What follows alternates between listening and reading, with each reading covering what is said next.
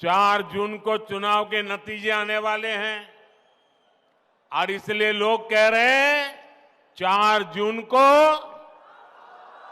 4 जून को 4 जून को और तेलंगाना भी कह रहा है अब की बार विकसित भारत के लिए, विकसित तेलंगाना के लिए, तीसरी सबसे बड़ी इकोनॉमी के लिए, गरीब की उन्नति के लिए, किसान कल्याण के लिए, युवाओं को नए अवसर के लिए, महिला सशक्तिकरण के लिए, मजबूत भारत के लिए, आत्मनिर्भर भारत के लिए, समृद्ध भारत के लिए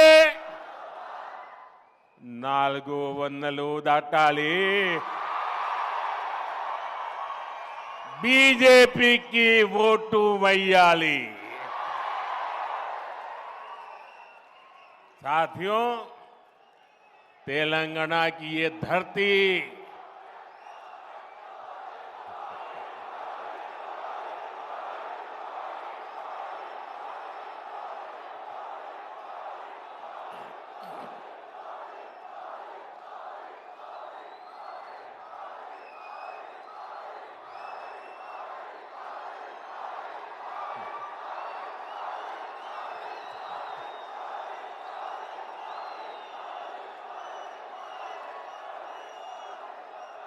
भारत माता की।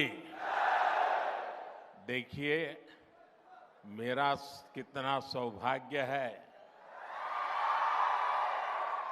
मेरे सामने शक्ति स्वरूपा एक बेटी शक्ति का रूप धारण करके मुझे आशीर्वाद देने आई है।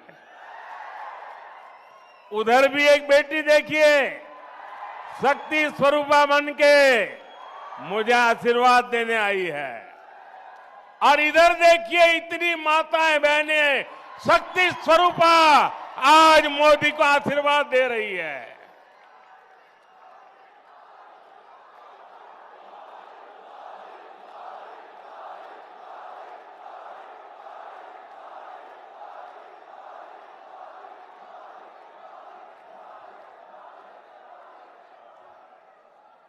अभी कल मुंबई में इंडी एलायंस की रैली थी और चुनाव घोषित होने के बाद इंडी एलायंस की ये पहली और उनके लिए सबसे महत्वपूर्ण रैली थी। उस रैली में उन्होंने अपना घोषणा पत्र जाहिर किया और उनके पहले घोषणा पत्र का ऐलान क्या है? मुंबई के शिवाजी मैदान में जो छत्रपति शिवाजी महाराज कहते थे, जब एक औरत को उठा करके लाए तो उन्होंने कहा, काश अगर तुम मेरी मां होती तो मैं भी तेरे जैसा सुंदर होता। ऐसा शिवाजी पार्क जहां से इंडी एलायंस ने अपनी घोषणा पत्र जाहिर किया और उन्होंने कहा है कि उनकी लड़ाई शक्ति के खिलाफ है। मेरे लिए हर मां शक्ति का रूप है, हर बेटी शक्ति का रूप है। और मेरी इन माताओं बहनों की तरफ से, माताओं बहनों, आपको मैं शक्ति के रूप में पूजा करता हूं। मैं भारत मां का पुजारी हूं। मैं आप शक्ति स्वरूपा सब माता बहन बेटियों का भी पुजारी हूं। और जिन्होंने कल शिवाजी पार्क में इंडिया अलायंस ने अपना घोषणा पत्र शक्ति को खत्म करने के लिए किया है, मैं इस चुनौती को स्वीकार करता हूं और मैं इन शक्ति स्वरूपा माताओं बहनों की रक्षा के लिए जान की बाजी लगा दूंगा, जीवन खपा दूंगा।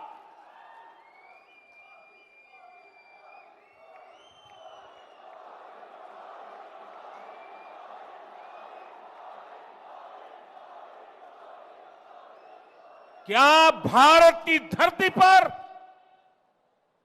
कोई शक्ति के विनाश की बात कर सकता है क्या? क्या शक्ति का विनाश हमें मंजूर है? हम सब शक्ति की आराधना करते हैं कि नहीं करते हैं? पूरा हिंदुस्तान शक्ति की आराधना करता है कि नहीं करता है? अरे हमने तो चंद्रयान की सफलता को भी किसको समर्पित किया?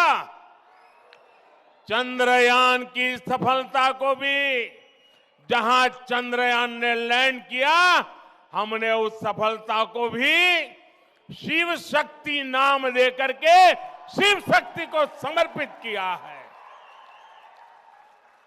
और ये लोग शक्ति के विनाश का बिगुल फूंक रहे हैं। माताएं बहनें, शक्ति स्वरूपा आप है। क्या ऐसे लोगों को शक्ति का विनाश करने के मौका देंगे क्या? मौका देंगे क्या? शक्ति का विनाश करने वालों का विनाश होना चाहिए कि नहीं होना चाहिए? शक्ति स्वरूपा माताओं की रक्षा होनी चाहिए कि नहीं होनी चाहिए? शक्ति के संस्कार की रक्षा होनी चाहिए कि नहीं होनी चाहिए? और इसलिए भाइयों बहनों, इंडिया अलायंस ने कल अपनी घोषणा जाहिर कर दी है। घोषणा पत्र उनका जाहिर हो गया है और इसलिए लड़ाई एक तरफ शक्ति के विनाश के लोग करने वाले लोग हैं, दूसरी तरफ शक्ति की पूजा करने वाले लोग हैं। मुकाबला 4 जून को हो जाएगा। कौन शक्ति का विनाश कर सकता है और कौन शक्ति के आशीर्वाद प्राप्त कर सकता है, इसका मुकाबला 4 जून को हो जाएगा।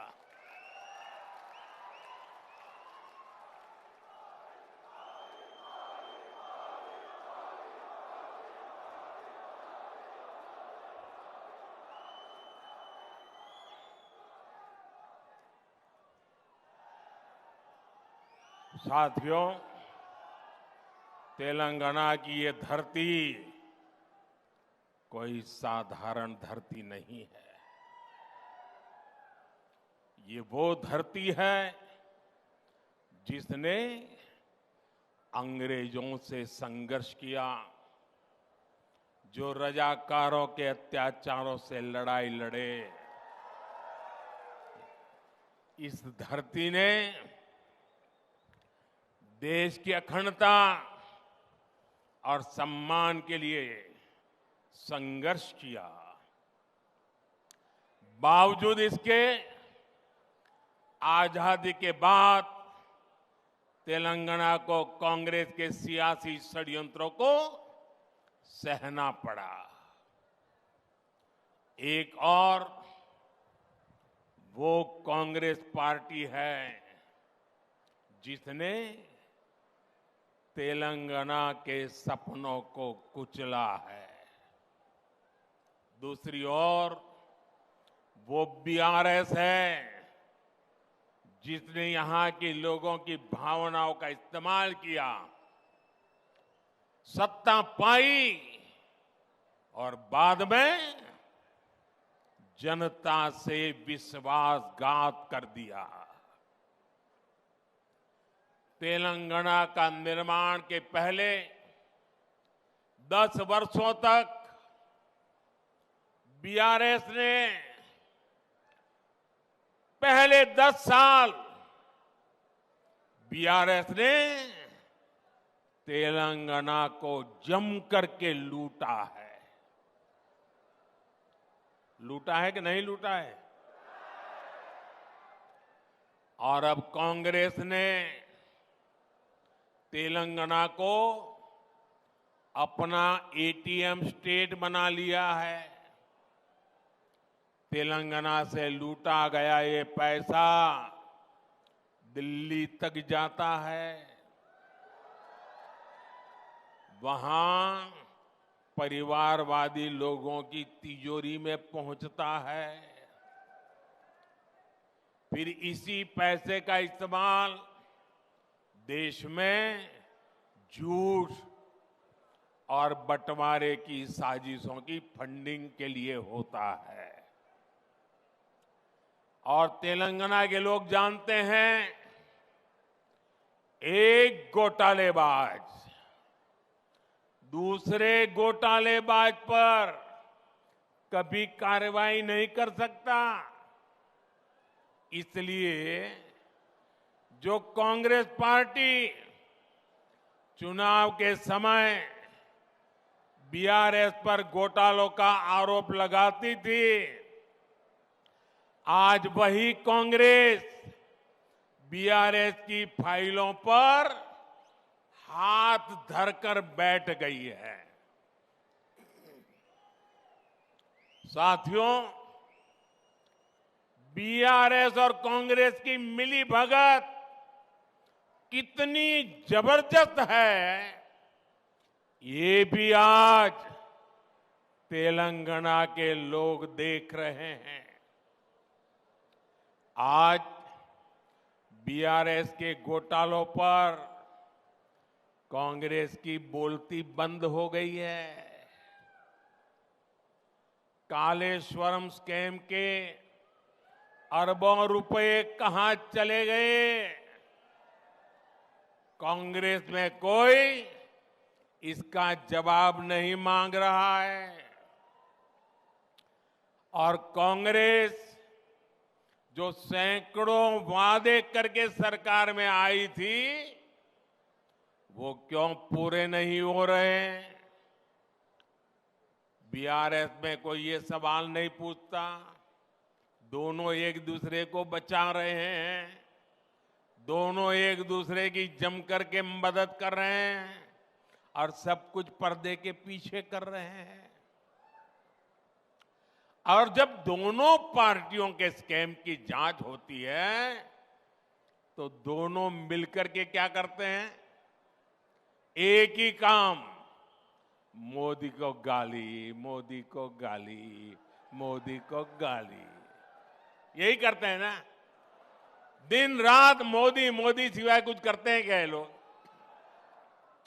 इनके मुंह से कभी भारत मां की जय सुना क्या? मोदी को 100 बार बोलते हैं, मां भारत को एक बार भी याद नहीं करते। लेकिन तेलंगाना के मेरे साथियों, बीआरएस और कांग्रेस वो एक दूसरे के लिए चाहे कितनी भी कवर फायर कर लें, इनकी एक एक लूट का हिसाब होता रहेगा। मोदी तेलंगाना के लोगों को गारंटी देता है कि तेलंगाना को लूटने वालों को छोड़ेगा नहीं। ये मोदी की गारंटी है। इदी मोदी गारंटी। साथियों, परिवारवादी पार्टियां, परिवारवाद में डूबे लोग केवल देश को लूटने के लिए राजनीति में आए हैं। ये लोग कभी देश का किसी राज्य का भला नहीं कर सकते। आप परिवारवादियों का पूरा इतिहास उठाकर देख लीजिए।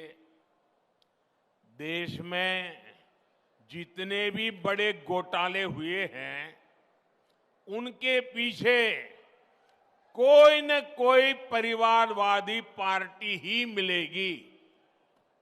आप जरा सोचना, ये मीडिया के मित्रों को भी मैं होमवर्क देके जाता हूं कि आप सोचिए,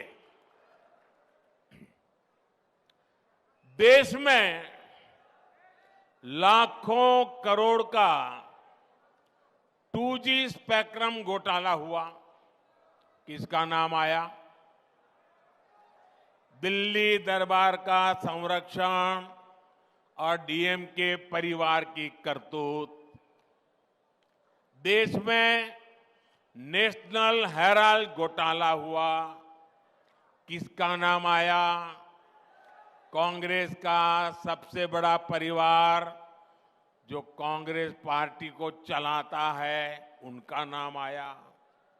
देश में बोफोर्स स्कैम भी हुआ था, किसका नाम आया था? इसी परिवार का। बिहार में इतना बड़ा चारा घोटाला हुआ, कौन अपराधी साबित हुआ? बिहार में नौकरी के बदले जमीन घोटाला हुआ, किसका नाम आया? आरजेडी चलाने वाले उसी परिवार के लोगों का। इसी परिवारवादी भ्रष्टाचार का शिकार हमारा तेलंगाना भी हुआ है।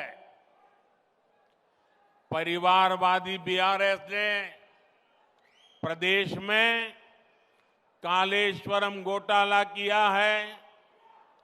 दिल्ली में हुए लीकर स्कैम में भी कट कमीशन खा लिया। इसलिए कांग्रेस हो या बीआरएस, इनसे जितना बचेंगे, उनको जितना दूर रखेंगे, वही इसकी दवाई है। इसलिए 13 मई को आपको वोटिंग के दिन याद रखना है, बीजेपी को जिताना है। बीजेपी को बीजेपी को बीजेपी को बीजेपी को आप तेलंगाना में बीजेपी को जितनी ज्यादा सीटें देंगे, उतनी ही मेरी ऊर्जा बढ़ेगी। और ये जो शक्ति स्वरूपा का विनाश करने के लिए निकले हैं ना, उनकी रक्षा करने के लिए मुझे ताकत चाहिए। अब मैं विकसित भारत के लिए और ज्यादा परिश्रम करूंगा। आपको भरोसा है ना? मैं परिश्रम करूंगा, इस बात पे भरोसा है ना? क्या कभी मैंने मेहनत करने में कमी रखी है क्या? खुद को खपाऊंगा और कुर्सी की परवाह किए बिना आपकी भलाई के लिए जो जरूरी है वो निर्णय करूंगा। साथियों, हमारा विजन है विकसित तेलंगाना से विकसित भारत का निर्माण। बीते 10 वर्षों की एक बड़ी उपलब्धि है कि हमने 25 करोड़ देशवासियों को गरीबी से बाहर निकाला है। हमने इसके लिए योजनाएं बनाई, हमने ईमानदारी से हर योजना का लाभ लोगों तक पहुंचाया। हमने देश भर में गरीब परिवारों को 4 करोड़ से ज्यादा पीएम आवास बनाकर दिए। हमने 12 करोड़ से ज्यादा घरों तक नल से जल पहुंचाया।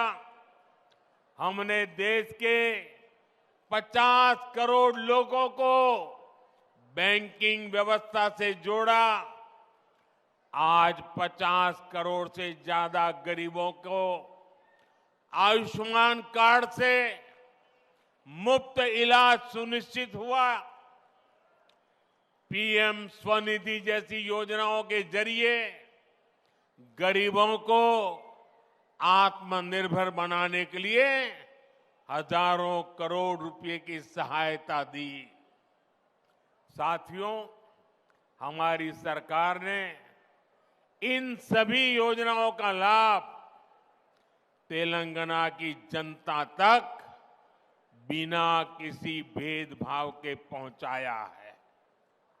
हमने तेलंगाना की माताओं बहनों को उज्ज्वला योजना के 11 लाख से ज्यादा गैस कनेक्शन दिए। हम तेलंगाना के 30 लाख किसानों को हर साल किसान सम्मान निधि के 6,000 रुपये भेज रहे हैं। तेलंगाना में आयुष्मान भारत योजना से 80 लाख से ज्यादा लोगों को मुफ्त इलाज सुनिश्चित हुआ है। आज भी बीजेपी सरकार तेलंगाना के 2 करोड़ जरूरतमंदों को मुफ्त राशन की व्यवस्था कर रही है। अगर यहां तेलंगाना में बीजेपी की सरकार होती तो हम तेलंगाना को और आगे ले जाने में हमें सुविधा रहती, क्योंकि हम जनता को साथ लेकर चलते। साथियों, पिछले दिनों विधानसभा के चुनाव में आपने बीआरएस के प्रति जो गुस्सा था, किसी भी हालत में आप बीआरएस को खत्म करना चाहते थे, आपने वो काम कर दिया। ये चुनाव दिल्ली में फिर एक बार मोदी सरकार को लाने का चुनाव है।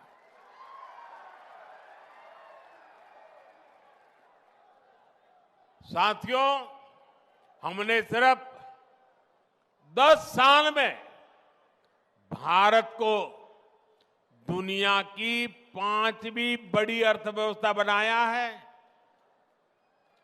हमने ये भी सुनिश्चित किया है कि इस प्रगति में हमारा किसान, हमारा श्रमिक वर्ग पीछे न रहे। इसलिए हमने पीएम किसान सम्मान निधि जैसी योजनाएं शुरू की। हमने किसान की आर्थिक ताकत को बढ़ाया और साथ ही उस पर फर्टिलाइजर के बढ़ते दामों का बोझ भी नहीं आने दिया। हमने किसान की आय बढ़ाने के लिए फसलों के एमएसपी बढ़ाई। आज इन प्रयासों का लाभ तेलंगाना के किसानों को मिल रहा है। 2014 में धान की जो एमएसपी 1300 रुपये थी, वो आज 2200 रुपये है। हमने अकेले तेलंगाना के किसानों से 1,30,000 करोड़ रुपए की धान खरीद की है। ये क्षेत्र हल्दी के किसानों का भी क्षेत्र है। कांग्रेस बीआरएस ने कभी उनकी भी चिंता नहीं की। हमने टर्मरिक किसानों के लिए टर्मरिक बोर्ड का गठन किया। 2014 में हल्दी की जो कीमत 6,000 से 8,000 रुपये प्रति क्विंटल थी, आज उसके 20,000 रुपये तक मिल रहे हैं। गन्ना किसानों के लिए भी हमने प्रति क्विंटल मूल्य बढ़ाकर 340 रुपये कर दिया है। यहां की राज्य सरकारों का आलम यह है कि वो अभी तक बंद पड़ी निजाम शुगर फैक्ट्री को शुरू नहीं कर पाए हैं, लेकिन हमने करीब 6,400 करोड़ रुपए खर्च करके रामागुंडम फर्टिलाइजर फैक्ट्री फिर से शुरू कर दी। इस फैक्ट्री में आज 75,000 टन यूरिया बन रहा है। इससे किसानों का फायदा तो हो ही रहा है, युवाओं को रोजगार भी मिल रहा है। अब अगले 5 वर्षों में हमें किसानों को समृद्धि की नई ऊंचाई पर लेकर जाना है। साथियों, पहले देश में विकास से जुड़े वायदों को सबसे बड़ा चुनावी झूठ माना जाता था, लेकिन इन 10 वर्षों में विकास भारत की सबसे बड़ी पहचान बनकर के उभरा है। आज भारत के आधुनिक इंफ्रास्ट्रक्चर की चर्चा पूरी दुनिया में होती है। इन 10 वर्षों में हमने तेलंगाना के इंफ्रास्ट्रक्चर के लिए अभूतपूर्व काम किया है। हमारे तेलुगु भाषी लोग दुनिया के हर देश में मिलेंगे, अच्छी पोजीशन में मिलेंगे, मेहनत करने वाले मिलेंगे। और आप पूछिए, जो भी तेलुगु भाषी दुनिया में रहता है उसको पूछिए, आज दुनिया में उसका सम्मान है कि नहीं है। वो सीना तान करके कहेगा, मैं जहां भी जाता हूं हिंदुस्तान का गौरव होता है। हमने यहां करीब 25,000 करोड़ रुपए खर्च करके नेशनल हाईवेज बनवाए हैं। 2014 तक तेलंगाना में सिर्फ 2,500 किलोमीटर नेशनल हाईवेज थे। जरा आंकड़ा याद रखिए, 2014 के पहले यानी देश आजाद हुआ तब से लेकर के 75 साल 70 साल जो भी है समय, सिर्फ 2,500 किलोमीटर। ये उनका काम देखिए और ये मोदी का कमाल देखिए।